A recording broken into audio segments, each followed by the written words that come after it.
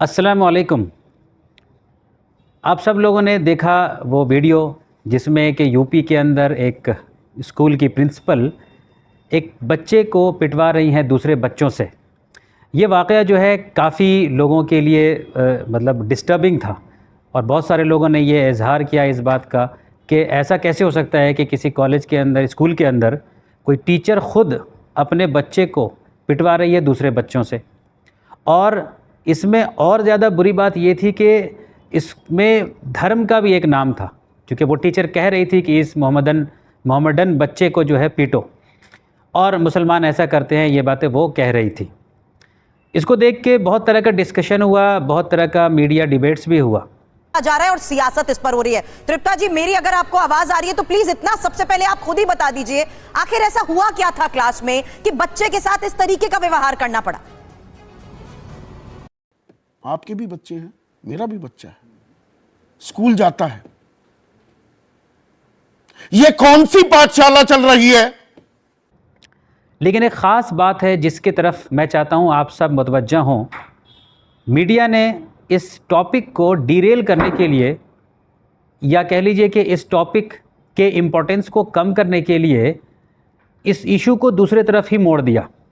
Media ने discussion इस तरफ मोड़ दिया कि क्या ये जो वाक़या था वो कम्युनल था या नहीं था। तो अब क्या हुआ कि डिबेट के अंदर पैनलिस्ट जो बैठे हुए थे वो दो पार्ट में बट गए, जहाँ पे एक पार्ट ये कह रहा था कि ये टॉपिक या ये इशू कम्युनल है, और दूसरे कह रहे थे कि नहीं, इसका कोई धार्मिक रंग नहीं है। अब आपको समझना चाहिए कि कैसे एक असल टॉपिक से लोगों को हटा दिया जाता है और दूसरी टॉपिक पे ले आया जाता है। तो जब लोग ये बात कर रहे हैं कि ये टॉपिक या ये इवेंट कम्युनल था या नहीं था, तो उसमें एक्चुअल जो क्राइम था, असल में जो जुर्म था, वो कहीं पीछे छूट जा रहा है। बात ये नहीं थी कि वो इशू कम्युनल है या नहीं है, बात यह है कि क्या किसी छोटे बच्चे को दूसरे बच्चों से पिटवाया गया है या नहीं। और अगर जवाब है हाँ, तो डिस्कशन इस बात पे होना चाहिए कि इसके बाद क्या कार्रवाई होनी चाहिए।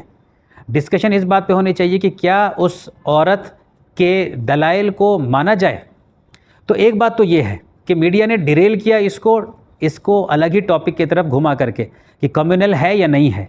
और मुझे लगता है कि एक समझदार पैनलिस्ट को जाके वहाँ पे इसमें उलझना नहीं चाहिए, बल्कि उनको वापस असल मुद्दे पे लाना चाहिए कि ये इंसिडेंट्स कितना ज़्यादा घृणा के लायक है। और दूसरी बात ये है कि इसमें हम लोगों ने एक ख़ास चीज़ देखी कि वो प्रिंसिपल जो है, इस इंसिडेंट्स के बाद जब ये वीडियो वायरल हुआ, तो शुरू के दिनों में वो अपने आप को जस्टिफाई कर रही थी।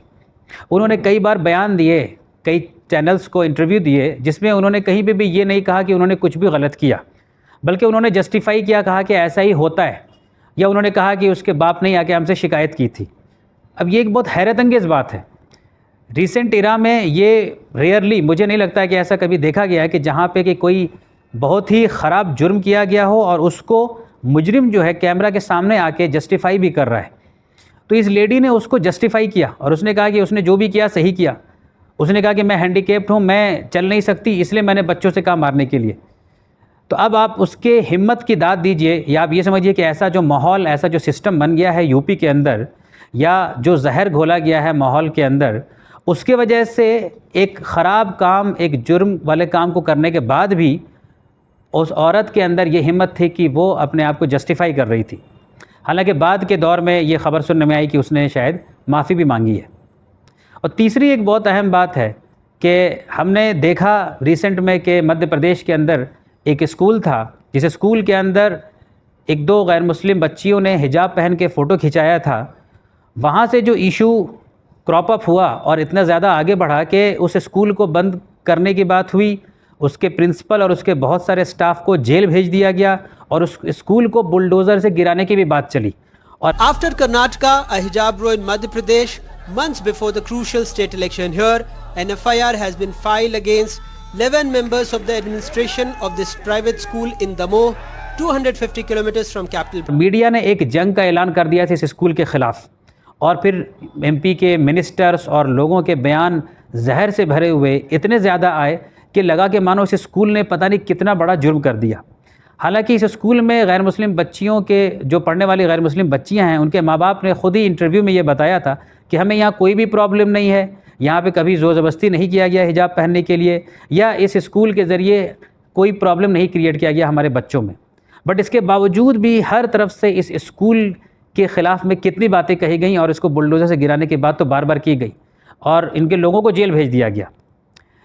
कुछ 1-2 साल पुरानी बात है कि यूपी के अंदर एक स्कूल था जो मुसलमान चलाते थे, उस स्कूल को सिर्फ इसलिए बंद कर दिया गया क्योंकि उन पे इल्ज़ाम ये था कि ये वहाँ पे स्कूल के अंदर जो है ये राष्ट्रगान या जनगण मन को जो है वो नहीं चलाते हैं। तो आप सोचिए, इन बातों को लेके सीधे स्कूल को बंद कर दिया गया, लोगों को जेल भेज दिया गया। तुरंत FIR हो जाता था, पुलिस की तरफ से फ़ौरन FIR हुआ जब मुसलमानों का मामला आया। और ये जो मामला है इस स्कूल में जिस प्रिंसिपल ने पिटवाया बच्ची को, उसे वहाँ पे पुलिस शुरू में कोई भी कार्रवाई करने को तैयार नहीं थी। उन्होंने कहा कि हमने कोई कंप्लेन ही नहीं मिला है। और बाद में FIR जब हुआ भी तो उसमें ऐसे धारों के अंदर उनको रखा गया है जिसमें कि आराम से उसको बेल मिल जाए। और जहाँ तक मेरी जानकारी है आज तक वो बाहर है और आज तक वो अभी जेल में नहीं गई है। और ऐसे धारे लगाए जा रहे हैं ताकि वो जेल में गई भी तो आराम से बेल में बाहर आ जाएं। तो ये जो दोहरा मापदंड है, ये जो 2 तरह का पैमाना है जो हिंदू और मुस्लिम के लिए अलग अलग रखा गया है, ये देश के लिए घातक है, ये देश के हित में नहीं है। और असल राष्ट्र प्रेम या असल देशभक्त वो है जो इस पूरे देश और देश के रहने वाले लोगों की भलाई के लिए सोचे, ना कि किसी एक कम्युनिटी के लिए। तो मैं आप सभी से आग्रह करूँगा कि मीडिया जो डिरेल करती है किसी टॉपिक या किसी इशू को, उसके बहकावे में ना आए, मुद्दों पे टिके रहें और उस मुद्दों को जहाँ तक हो सकता है उठाएं जब तक कि जस्टिस ना हो जाए। आप सबका बहुत बहुत शुक्रिया। अस्सलाम वालेकुम रहमतुल्लाहि व बरकातुहू।